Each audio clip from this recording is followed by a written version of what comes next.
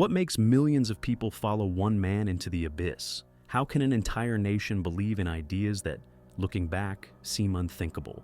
In the 1930s, Adolf Hitler did not rise to power through brute force alone. He rose through words, symbols, and a masterful understanding of human psychology. He knew how to speak to the fears, hopes, and frustrations of ordinary people, and he turned that knowledge into a weapon. In this video, we're going to dissect the psychology of mass indoctrination. How the Nazi regime manipulated emotions, rewired thinking, and created a collective mindset capable of carrying out atrocities, all under the illusion of doing what was right. In the early 1930s, Germany was a country bleeding from the wounds of World War I. The Treaty of Versailles had left it humiliated, economically crippled, and socially fractured. Unemployment soared, inflation destroyed savings overnight, and the collective mood was one of bitterness, fear, and longing for stability. It was in this psychological vacuum that Adolf Hitler found his stage. Hitler did not simply impose his will by force. He understood something far more powerful, that human beings are not purely logical. We are emotional creatures. And in times of crisis, emotions often override reason. Hitler's speeches were not just political addresses, they were performances meticulously crafted to evoke emotion. He used repetition, rhythm, and a carefully escalating tone to ignite anger, pride, and a sense of belonging. He spoke to the nation as if he were speaking directly to each individual, tapping into their personal grievances and magnifying them into a collective cause. One of his most effective tools was fear of enemies within, fear of collapse, fear of being left behind in a world that seemed to be moving without Germany. By identifying a common enemy, whether it was political opponents, ethnic minorities, or foreign powers, he offered a simple narrative. The people's suffering had a clear cause, and he was the man to eliminate it. This clarity, even if false, was intoxicating for those drowning in uncertainty. But fear alone doesn't build loyalty. For loyalty, Hitler needed hope, and he offered it in abundance. His speeches painted a vision of a proud, united Germany rising from the ashes, reclaiming its place as a dominant power. He turned this vision into something almost spiritual, a destiny that people felt they were part of. This is where the psychology of mass indoctrination truly took root. When a leader makes individuals believe they are part of a grand, historic mission, the cause becomes bigger than themselves.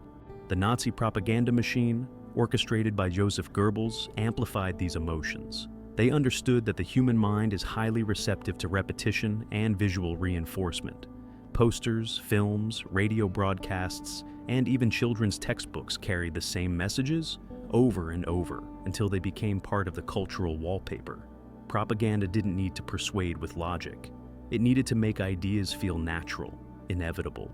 One of the most chilling psychological techniques used was the illusion of consensus. Nazi rallies were massive, meticulously choreographed events where tens of thousands gathered, all saluting in unison. For an individual standing in that crowd, surrounded by flags, music, and roaring approval, dissent became almost impossible. Humans are wired to seek social belonging. To go against the crowd feels like risking exile. By creating a powerful sense of everyone believes this, the regime silenced doubt before it could take root. Another layer of manipulation was the gradual normalization of extreme ideas. The regime rarely imposed its most radical policies overnight. Instead, it introduced them step by step, each new measure framed as a necessary protection or a small adjustment. This incremental approach is known in psychology as the foot-in-the-door technique. Once people accept a small demand, they are more likely to accept larger ones. Over time, what once seemed outrageous comes to feel ordinary. Hitler also tapped into the psychology of identity. He positioned himself as the embodiment of the German nation. To support him was to support Germany. To oppose him was to betray it. This merging of leader and nation created a dangerous form of loyalty where criticism of the regime felt like a personal betrayal of one's own people. It was no longer about policies. It was about allegiance to a cause, and to the man who symbolized it. Education and youth indoctrination played a critical role. From a young age, children were immersed in Nazi ideology through the Hitler Youth and curriculum designed to reshape their worldview. When beliefs are planted early, they become part of a person's identity, making them incredibly difficult to challenge later in life. By shaping the minds of the young, the regime ensured that its ideology would outlast the immediate political moment. All of these methods, fear, hope, propaganda, consensus, gradualism, identity manipulation, formed a psychological web that captured the minds of millions. And it's important to understand, not all those millions were fanatics.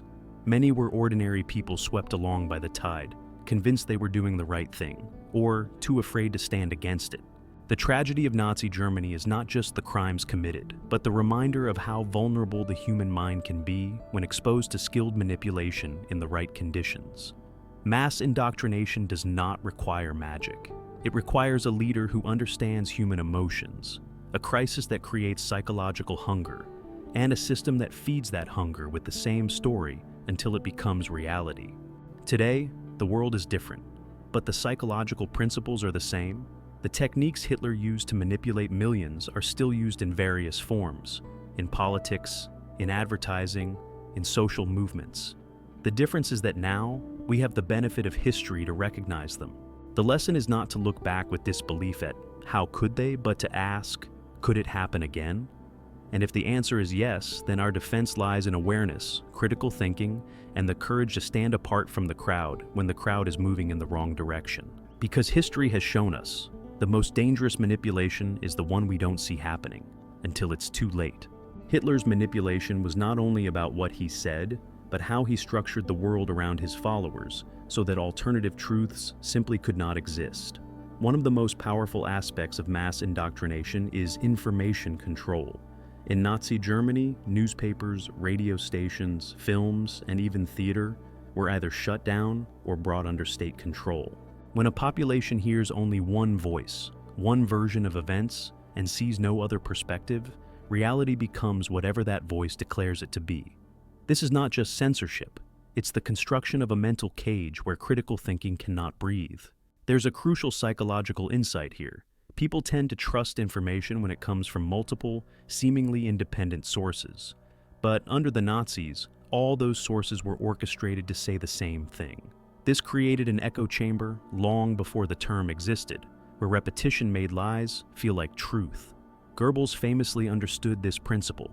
If you tell a lie big enough and keep repeating it, people will eventually come to believe it. In psychological terms, this is the illusory truth effect, the tendency to believe something simply because it's repeated often enough. Another critical piece of the puzzle was emotional contagion. Hitler's rallies were not passive events. They were high-energy spectacles designed to synchronize the crowd's emotions. Music swelled at the right moments, chants erupted in unison, and Hitler's speeches built in intensity until the audience was on the brink of frenzy. In such moments, the individual ego dissolves into the collective identity, a phenomenon psychologists call de-individuation.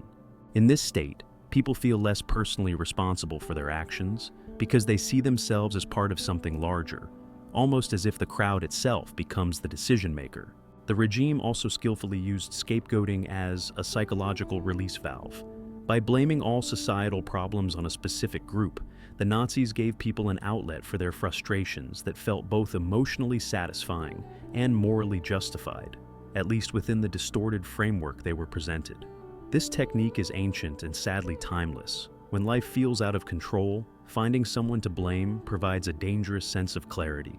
It creates a unifying us versus them mentality that strengthens in-group bonds while justifying hostility toward outsiders. It's important to realize that indoctrination did not rely solely on blind faith. It also exploited social proof, the idea that if everyone else believes something, it must be true. Photographs of vast Nazi rallies, films showing enthusiastic crowds, and stories of ordinary citizens joining the cause were deliberately publicized. This made it seem as though supporting Hitler was not just common, but universal. And in human psychology, universality feels like correctness. The regime's control also extended into rituals and symbols, which served as constant psychological anchors. The swastika was not just a political emblem, it was displayed everywhere, on buildings, armbands, banners, embedding itself into the daily lives of citizens. Ritualized greetings like the Nazi salute turned politics into habit, making support for the regime an automatic action rather than a conscious decision. Over time, such rituals bypassed rational thought, operating more like reflexes than choices. Even language itself was reshaped to fit the ideology. Words carry emotional weight, and by redefining certain terms, the Nazis altered how people thought about the world. For example, euphemisms like final solution sanitized horrific actions, making them easier for people to accept without fully confronting the moral reality.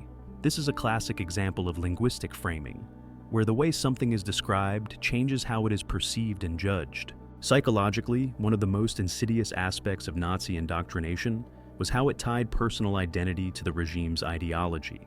Once someone defined themselves as a true German in Nazi terms, rejecting the ideology would mean rejecting a part of themselves. This is why even overwhelming evidence of atrocities did not always break the spell. Changing one's mind would require admitting to oneself that years of loyalty were a mistake, a cognitive dissonance so painful that many chose denial over truth. The danger of such mass psychological manipulation is that it works not only on the devoted followers, but also on the silent majority. Many people in Nazi Germany were not active participants in atrocities, yet they became passive enablers. Fear of standing out, fear of punishment, and the comfort of conformity all contributed to a culture where saying nothing became the safest choice. And when enough people choose silence, injustice gains the space it needs to grow. The lesson for today is unsettling but clear. Mass indoctrination is rarely recognized by those living inside it. The very nature of effective propaganda is that it feels like common sense, like the natural order of things. That's why studying the psychological methods of Hitler's regime is not about looking back in judgment. It's about learning to recognize the signs in our own time before they crystallize into something irreversible. And perhaps the hardest truth to accept is this: the minds Hitler manipulated were not uniquely gullible or morally flawed. They were human minds, just like ours, which means the same vulnerabilities can be exploited again, under different banners, in different languages, and with different symbols. Awareness is not paranoia. It is the first and most essential defense against the slow erosion of truth and humanity. In the decades after World War II, psychologists began to ask a haunting question. How could ordinary people commit such extraordinary crimes? Was it something uniquely broken in the German psyche of the 1930s? Or was it a darker truth, that under the right conditions, almost anyone might obey destructive orders? The first and most famous answer came from Stanley Milgram's obedience experiments in the early 1960s. Participants believed they were helping in a learning study, administering electric shocks to another person for wrong answers. The shocks were fake, but the participants didn't know that. Urged on by an authoritative experimenter, many continued to deliver increasingly dangerous shocks, some even to the maximum level, despite hearing what they thought were screams of pain. What Milgram found was unsettling. About 2/3 of participants were willing to follow orders that could seriously harm another person if the command came from a legitimate authority figure. They weren't sadists. They were ordinary people who believed they were doing their duty. This echoed the psychological dynamic in Nazi Germany, where authority was embodied not just in Hitler, but in uniforms, ranks, and the pervasive presence of the state. When people see an order as coming from legitimate power, the personal moral compass can be overridden by the perceived responsibility to obey. Then came the Stanford prison experiment in 1971, led by Philip Zimbardo. College students were randomly assigned roles as guards or prisoners in a simulated prison environment. Within days, the guards began to display cruelty, humiliations tactics, and psychological abuse, while the prisoners became submissive, anxious, and emotionally distressed. The experiment, planned to last 2 weeks, had to be stopped after only 6 days. What Zimbardo's work revealed was the power of social roles and environment to shape behavior. In Nazi Germany, people who might have been ordinary clerks, police officers, or shopkeepers before the regime found themselves in roles, SS officer, camp guard, party official, that came with a script of expected behavior. Once inside that role, reinforced by peer approval and institutional authority, cruelty could emerge not from personal hatred, but from a perceived duty to fulfill one's position. These experiments confirmed what the Nazi period had already demonstrated. It is not monstrous people who create monstrous systems. It is systems that can turn ordinary people into participants in monstrosity. when authority, role expectations, propaganda, and fear are combined. The human mind's need for conformity and obedience becomes a dangerous tool in the wrong hands. But there is another dimension the experiments help us see, one that Hitler's regime mastered: gradual moral erosion. In both Milgram's and Zimbardo's studies, participants didn't start with extreme behavior. They escalated step by step. A small compromise here, a slightly harsher action there, each justified by, "It's just part of the job," or "I'm just following instructions." By the time they reached the extreme, the line between right and wrong had been blurred so gradually that it barely felt like crossing a line at all. Hitler's manipulation relied on exactly this process. Policies began with words, then with laws, then with segregation, then with deportations, and finally with extermination. Each step building on the one before, each framed as a necessary response to a supposed threat. By the time the moral catastrophe was clear, it was no longer a single leap into evil. It was a slow descent down a staircase, one small step at a time. Another psychological principle at play was diffusion of responsibility. In both the Nazi system and the lab experiments, no single person felt fully responsible for the outcome, because the task was divided into small, bureaucratic steps. One person gave the order, another handled transport, another carried out the action. This fragmentation made it easier for individuals to say, "I was just doing my part," even when their part contributed to a whole that was horrific. Understanding these dynamics strips away the comforting illusion that we would never let this happen again. The truth is, these are not relics of history. They are patterns of human behavior. The same tendencies: obedience to authority, conformity to the group, gradual moral erosion, and diffusion of responsibility exist in every society, in every era. They can be harnessed for good, but they can just as easily be weaponized for harm. This is why studying the psychology of Nazi Germany is not just a lesson in history, but a warning sign for the present. Anytime we find ourselves accepting an idea simply because everyone else does, or following an order because it's just the rule, or shifting blame because it's not my decision, we are stepping onto the same psychological path that once led an entire nation into darkness. History shows us where that path can end. Psychology shows us how it begins. And awareness, true, critical, self-reflective awareness, is the only way to make sure we recognize the warning signs before it's too late. The propaganda of Nazi Germany was not just loud, it was calculated. Joseph Goebbels, the minister of propaganda, approached mass persuasion like a science. He understood that people don't absorb raw information. They absorb stories, emotions, and patterns that feel familiar. One of the core techniques was visual framing. Nazi imagery was designed with military precision. Sharp lines, bold colors, and symmetrical formations created a sense of power and inevitability. The swastika was not just a symbol, it was engineered to be instantly recognizable, easy to reproduce, and emotionally charged. It appeared everywhere: flags in the streets, badges on uniforms, banners at rallies. Psychologically, constant exposure made it not just an emblem of the party, but a background element of daily life, blurring the line between political identity and personal identity. Another powerful method was emotional priming. Nazi propaganda often presented shocking, anger-inducing images or stories before delivering the core political message. In modern marketing, we might see something similar in the way advertisements evoke strong feelings before revealing a product. In Nazi Germany, the product was ideology. Films and posters would first provoke fear or outrage, portraying enemies as monstrous, dangerous, or corrupt, and then present Nazi leadership as the solution, the savior.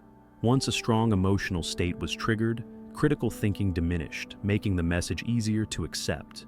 Repetition loops were another cornerstone. Goebbels famously stated, "A lie told once remains a lie, but a lie told 1,000 times becomes the truth." The Nazi machine understood that human memory is shaped more by frequency than by accuracy. People are more likely to believe information they hear repeatedly, even if they initially doubted it, a phenomenon modern psychology calls the illusory truth effect. In today's world, this effect plays out in social media, where repeated claims, even false ones, can gain traction simply because they are shared often enough. A subtler tactic was controlled contrast. Propaganda didn't just tell people what to believe. It presented choices in such a way that one seemed obviously right and the other obviously wrong. This is a framing technique. Make your position seem like the only rational or moral option by exaggerating the flaws of the alternative. Nazi messaging framed democracy as chaotic and weak, communism as dangerous and foreign, leaving strong, united Germany under Nazi leadership as the clear, safe choice. Goebbels also leveraged confirmation bias. Once people accepted part of the Nazi worldview, they were more likely to seek information that reinforced it and ignore or dismiss contradictory evidence.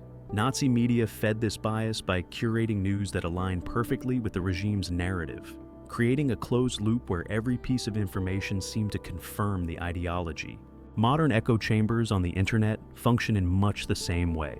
Algorithms feed us more of what we already agree with, deepening our convictions and closing us off from alternative perspectives.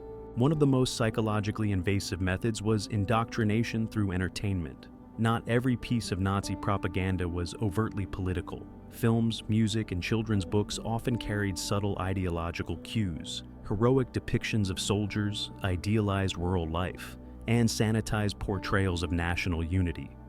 This softened resistance because the audience didn't feel they were being lectured to. They felt they were being entertained.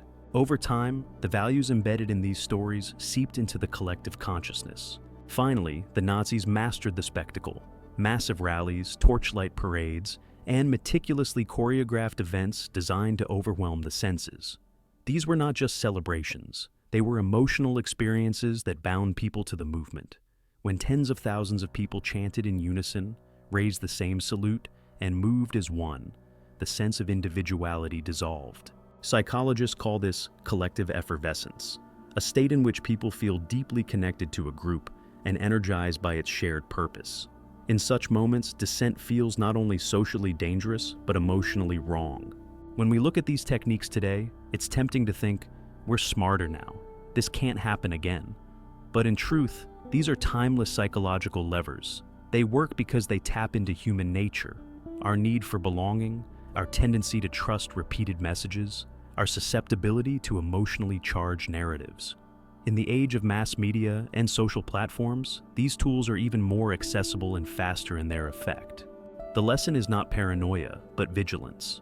When a movement, political, social, or even commercial, floods your environment with the same symbols, repeats the same message endlessly, demands absolute unity, and offers simple villains for complex problems, it's worth pausing. Ask yourself, am I being informed or am I being conditioned? Because as history shows, the difference can be the line between freedom and manipulation.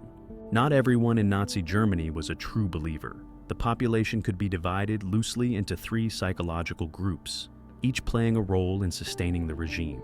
The first group were the ardent supporters. For them, Nazi ideology offered a sense of purpose, identity, and even empowerment. Many felt that Hitler had restored their pride after the humiliation of World War I and the economic collapse of the 1920s. Psychologically, they were experiencing identity fusion, where personal self-worth was inseparable from the movement's success. These individuals were often the most vocal, the most visible, and the most willing to act in the regime's interest, even without direct orders. The second group were the passive followers. They might not have fully embraced the ideology, but they accepted it as the reality of their lives. For some, it was about survival, keeping their jobs, protecting their families, avoiding trouble. For others, it was the comfort of conformity. Humans are social creatures, and standing apart from the majority is psychologically taxing. The Nazi state amplified this pressure by making dissent both dangerous and visible. Saying nothing became a form of self-preservation, but it also became silent consent. The third group were the quiet resistors, people who disagreed with the regime but kept their dissent hidden. Some engaged in small acts of defiance, sheltering targeted individuals, spreading forbidden information, refusing to join party activities. But in a system built on surveillance, even small acts carried enormous risk. Many potential resistors were paralyzed by pluralistic ignorance, the belief that they were alone in their doubts, when in fact, many others felt the same. Without the ability to connect openly, their resistance remained isolated and largely invisible. The genius and horror of the Nazi psychological system was that it didn't require universal fanaticism. A committed minority, supported by a compliant majority, was enough to maintain power. Fear and conformity did the rest. And that's where the lesson for today becomes painfully clear. Mass indoctrination doesn't just depend on the zealots at the front, it depends on the silence of the middle. Every time we choose not to question a narrative, not to challenge an injustice, or not to speak when we know something is wrong, we add another layer to the protective shell around dangerous ideas. It's tempting to imagine we would be different, that we would be the ones standing up, speaking out, refusing to comply. But the truth is, moral courage is not automatic. It must be cultivated long before the moment of choice arrives. The people of Nazi Germany were not born under an evil spell. They were human beings, shaped by fear, propaganda, and the natural human desire for belonging and safety. Under the wrong conditions, those same forces can shape us too. So, the real takeaway from understanding how Hitler manipulated the minds of millions is not just to look back in horror, it's to look around with awareness. Ask yourself, what symbols am I seeing every day without questioning? What ideas am I accepting simply because everyone else does? What injustices am I overlooking because they don't touch me directly? History's darkest chapters are warnings written in human behavior. They tell us that mass indoctrination is not a relic of the past. It is a risk in every present. The only defense we have is an active mind, one that questions, one that reflects, one that refuses to surrender its judgment to the crowd. Because the moment we stop thinking for ourselves, we open the door for someone else to think for us. And as history has shown, when that someone values power over truth, the cost can be catastrophic.